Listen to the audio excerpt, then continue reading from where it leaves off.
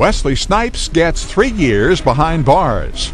He was sentenced Thursday on misdemeanor tax charges. He commanded $13 million per movie, dated supermodels, and was the undisputed king of 90s action. Then, Wesley Snipes simply vanished from the A-list. This wasn't just a career slump. It was a catastrophic collapse involving a single, fatal interview, a legendary on-set meltdown, and a crime that ultimately sent him from a Hollywood mansion to a federal prison cell. We unravel Hollywood's most shocking downfall, the rise to fame. Wesley Snipes' path to stardom was not paved with immediate and easy successes. Rather, it was a journey marked by early struggles and a relentless determination to succeed against the odds. Before his name became synonymous with action and drama, he navigated a period of significant uncertainty.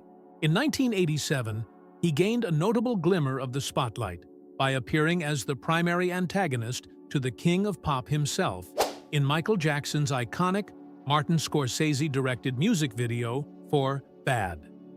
Despite this high-profile appearance, the major acting roles he craved did not immediately materialize. To support himself during this challenging phase, Snipes took on a variety of jobs far removed from the glamour of Hollywood, working as both a therapeutic masseuse and a valet driver to make ends meet. The significant turning point in his career began to take shape when he secured a role in an HBO film centered on the Vietnam War, which brought him to the attention of casting directors.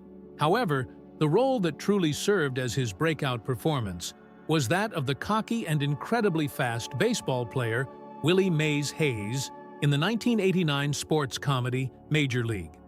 The film, which is still widely regarded as one of the greatest sports comedies ever made, was a phenomenal success, debuting at the #1 spot at the box office and ultimately grossing over $75 million worldwide. The success of Major League did more than just make him a recognizable face. It firmly placed Wesley Snipes on the Hollywood map as a charismatic star with immense potential. Yet, even amidst this early triumph, the first subtle signs of a burgeoning arrogance began to surface. When the studio decided to move forward with a sequel, Major League 2, Snipes' attitude towards the project that had launched his career had noticeably shifted.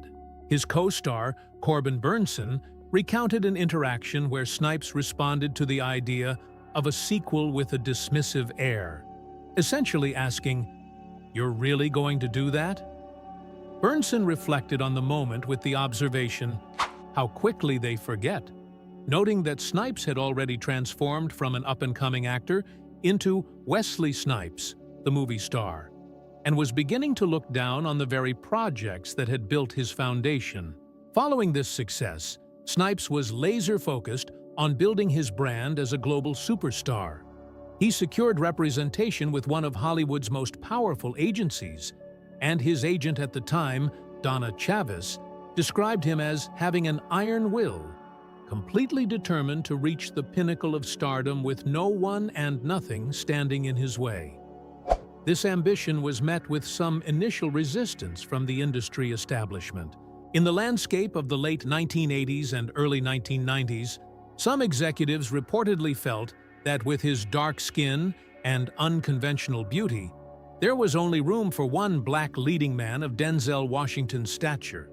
Wesley Snipes, however, was not one to be deterred by such limitations. He didn't just open the door of opportunity, he kicked it off its hinges and never once looked back. His status was further cemented with his critically acclaimed performance as the ruthless drug lord Nino Brown in 1991's New Jack City.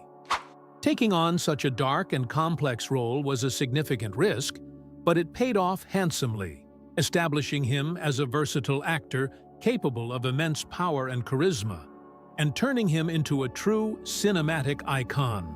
The peak and the first cracks. By the early 1990s, Wesley Snipes was, by all accounts, on top of the world, enjoying a level of success and respect that few actors ever achieve. He was one of the most bankable and powerful stars in Hollywood. sought after by top directors, and beloved by audiences. It was during this zenith of his career, however, that a deeply disturbing incident occurred, one that would leave a lasting psychological scar and arguably contribute to a shift in his worldview and behavior. In 1991, while filming the movie The Water Dance, Snipes borrowed a Ford Mustang that belonged to the production company. Due to a miscommunication, the car was erroneously reported as stolen. Late one night, as he was driving, he was pulled over by officers from the Los Angeles Police Department, LAPD.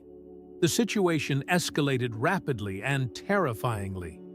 Under the glare of police lights, Snipes was ordered out of the vehicle, forced to lie face down on the pavement and handcuffed, all while a gun was pointed directly at his head. He would later describe this event as one of the most profoundly humiliating and frightening experiences of his entire life. In response to this traumatic encounter, Snipes did not remain silent. He organized a press conference to publicize the incident and shed light on the issue of racial profiling. He received a powerful wave of support from the Black Hollywood community, with fellow actors such as Blair Underwood, Tico Wells, and Reginald T. Dorsey standing by his side in a show of solidarity, condemning the actions of the police department. Despite this outpouring of support, the incident seemed to catalyze a change within Snipes. In the years that followed, he began to create a noticeable distance between himself and the very community that had rallied behind him. His appearances at Black-focused industry events and award ceremonies became increasingly infrequent. Simultaneously, a segment of his audience, particularly Black women, started to voice criticism regarding some of his role choices and his public dating life. These were the first visible cracks in the foundation of his relationship with his core fan base, subtle fractures that would later widen into a significant chasm, setting the stage for the much larger controversies that were yet to come. Controversial comments and public backlash. If Wesley Snipes' gradual distancing from the Black community created initial fissures in his public persona, a pair of candid interviews with two major publications served to shatter it completely, causing irreparable damage to his relationship with a significant portion of his audience. The first major incident occurred in October 1993, during an interview with Vibe magazine. When the topic turned to his dating preferences, Snipes made a series of statements that were widely perceived as dismissive and insulting towards Black women. He expressed a preference for dating white women, explaining that he found them to be the closest to Black, or generally easier to get along with. He elaborated on this by stating that after being immersed in the arena of whiteness that came with his Hollywood success, he found it difficult to return to relationships with his brothers and sisters. He further explained that with white women, he didn't have to work as much, and that they treated him like the celebrity he was. In contrast, he implied that Black women would always let you know their opinion, regardless of one's success, suggesting a level of challenge or confrontation that he was unwilling to engage with in his personal life. 4 years later, in a November 1997 interview with Ebony magazine, Snipes revisited the sensitive topic, effectively pouring salt on a still open wound. During the interview, he proudly introduced his new girlfriend, Donna Wong, a woman of Asian descent, and described her as bringing a different kind of energy into his life. He then attempted to rationalize his choice by making a broad generalization about successful Black men. He claimed that after achieving success, Black men do not want to come home and fight at the end of the day. Instead, he argued, they seek partners who are more compassionate. The implication, which was not lost on readers, was that Black women were inherently combative and lacked the compassion and tranquility he desired in a partner. The consequences of these published remarks were both immediate and severe. The backlash from the Black community, and most pointedly from Black women, was immense. Many felt deeply betrayed and offended, that one of their most prominent and successful figures would publicly disparage them in such a manner. The sentiment was captured by film critic Kamal Larsal, who noted that a significant number of people began to actively boycott Wesley Snipes' films. The prevailing attitude was that it serves him right for dissing black women. These interviews were not just minor missteps. They were catastrophic public relations blunders that permanently alienated a loyal fan base and inflicted a wound on his public image from which it would never fully recover. The Blade era and on-set conflict. As the 1990s came to a close, Wesley Snipes' career received a monumental boost from an unlikely source: a dark, stylish adaptation of a minor Marvel comic book character. The release of Blade in 1998 was a watershed moment. The film, along with its successful sequels, Blade 2, 2002, and Blade, Trinity, 2004, not only became a massive commercial success, but also revitalized his career, repositioning him as an international action star. More significantly, it established him as the first truly successful black superhero of the modern blockbuster era, paving the way for the diverse comic book movies we see today. However, behind the scenes of this successful franchise, a storm of conflict and dysfunction was brewing, which would ultimately culminate in a disastrous production experience on Blade, Trinity. As a star and a co-executive producer on the film, Snipes had a contract that afforded him certain creative controls and approvals, which he alleged were systematically violated. This led to a lawsuit and a torrent of accusations from both sides. Snipes claimed that the director, David S. Goyer, as well as the script and the casting of supporting actors, were all approved without his contractually obligated consent. He further alleged that Goyer had made a racially charged comment to him, suggesting he should quit the film.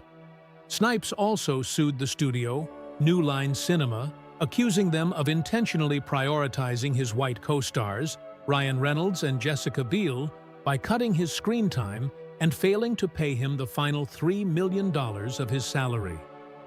Conversely, a completely different and deeply troubling narrative emerged from numerous cast and crew members who worked on the film. Comedian and actor Patton Oswalt, who had a supporting role, has been particularly vocal about the chaotic environment created by Snipes' behavior. According to Oswalt and other anonymous crew members, Snipes became incredibly isolated and erratic. He allegedly spent the majority of his time in his personal trailer, refusing to communicate directly with director David Goyer. Instead, he would convey messages through a series of post-it notes, which he would bizarrely sign with the name of his character, Blade. There were also serious allegations of on-set substance abuse. His interactions with his co-stars were reported to be hostile. He was said to have referred to Ryan Reynolds as "that cracker," and would only acknowledge Jessica Biel as "that girl." His lack of cooperation reportedly extended to the filming process itself, as he often refused to come out of his trailer for any shots that were not close-ups of his face, forcing the production to rely heavily on his stand-in and body double to complete his scenes. While Snipes has denied some of these specific allegations and has maintained that he was targeted and professionally undermined because of his race, the stories of his conduct on the set of Blade, Trinity spread like wildfire throughout the industry. The fallout was swift and devastating. The major Hollywood studios effectively turned their backs on him. In a clear and undeniable sign of his banishment from the mainstream, the next 7 films he starred in were released straight to video in the United States. For a star who had once commanded multi-million-dollar paychecks and top billing, this was a clear and humiliating fall from the industry's top tier. The legal and financial downfall. Following the professional exile that resulted from his on-set conflicts, Wesley Snipes' life spiraled further into chaos as he became entangled in a series of severe legal and financial crises that would ultimately lead to his imprisonment. The first public sign of significant legal trouble appeared in 2005, in a bizarre international incident. The government of South Africa officially declared Snipes an undesirable person after he attempted to enter the country using a fake South African passport. While a strange episode on its own, it was a harbinger of the much more serious legal battles that were on the horizon. At the same time, his financial situation was rapidly deteriorating. As early as 2002, his former talent agency, the powerful William Morris Agency, filed a lawsuit against him to recover an unpaid loan of $500,000. The financial strain became even more apparent a year later, in 2003, when his luxurious 7,375 square foot mansion in the exclusive community of Isleworth, Florida, was foreclosed upon. The property, which he had originally purchased for $1.7 million, was sold at auction for a mere $636,000. Snipes attempted to fight the foreclosure in court, claiming that his signature on the mortgage documents had been forged, but his legal challenge was ultimately unsuccessful. However, the most catastrophic blow to his freedom and finances came in 2006, when a federal grand jury indicted him on multiple counts of tax fraud. This marked the beginning of a prolonged and high-stakes legal battle that lasted from 2007 to 2010. The government accused Snipes of failing to file any federal income tax returns for a 6-year period, from 1999 to 2004. During this time, which coincided with the peak of his Blade earnings, his income was estimated to be over $38 million. The prosecution argued that he had deliberately evaded paying approximately $12 million in taxes to the government. The case revealed that Snipes had become involved with a tax fraud mill, an organization that promotes illegal and baseless theories to justify not paying taxes. He had engaged in various schemes, including attempting to pay the IRS with fraudulent financial instruments and sending bizarre, rambling letters to the agency. In these communications, he claimed that the U.S. Constitution protected him from having to pay taxes and declared himself a non-resident alien to the United States, despite being a citizen born in Florida. The verdict of the trial was a mixed but ultimately devastating result for Snipes. He was acquitted of the most serious felony charges of tax fraud and conspiracy. However, he was found guilty on 3 misdemeanor counts of willfully failing to file federal income tax returns. The judge, in a stern rebuke of his actions, sentenced him to the maximum possible penalty for these charges: 3 consecutive 1-year terms, totaling 3 years in federal prison, along with a fine of up to $5 million. Wesley Snipes served 28 months of his sentence at the McKean Federal Correctional Institution in Pennsylvania, before being released to home confinement in April 2013. But his release from prison did not signify the end of his financial troubles. He was still faced with a staggering debt to the IRS. As of 2018, that debt, swollen by penalties and interest, had ballooned to an incredible $23.5 million. He made an offer to the IRS to settle the entire amount for just $842,000. But that offer was flatly rejected, leaving him under a mountain of financial obligation that continues to cast a long shadow over his life. Current status and conclusion. Despite the immense professional and personal turmoil he has endured, including a prison sentence that would have permanently ended the careers of many, Wesley Snipes has never fully disappeared from the public eye. Since his release, he has demonstrated a persistent desire to work and has steadily rebuilt a career, albeit one far from the blockbuster-leading status he once enjoyed. He has taken on roles in a variety of projects, showing his continued versatility. He appeared in the action ensemble The Expendables 3, 2014, returned to comedy in the sequel Coming to America, 2021, and received positive notices for his dramatic turn opposite Kevin Hart in the 2021 Netflix limited series True Story. He also branched out into other creative fields, co-authoring the urban fantasy novel Talon of God, which was published in 2017. On a personal level, Snipes has maintained a stable family life. After his first marriage ended, he married his second wife, South Korean painter Nak-young Nikki Park, in 2003. Together, they have 4 children, in addition to Snipes' son from his first marriage, and have managed to keep their family life largely private. When Marvel Studios officially announced in 2019 that they would be rebooting the Blade franchise with the acclaimed actor Mahershala Ali taking over the titular role, the entertainment world watched closely for Snipes' reaction. Rather than expressing bitterness or regret, he responded with a surprising degree of equanimity and confidence. In a statement, he encouraged longtime fans to chillax and expressed his support for Ali, while also framing his own legacy with the character.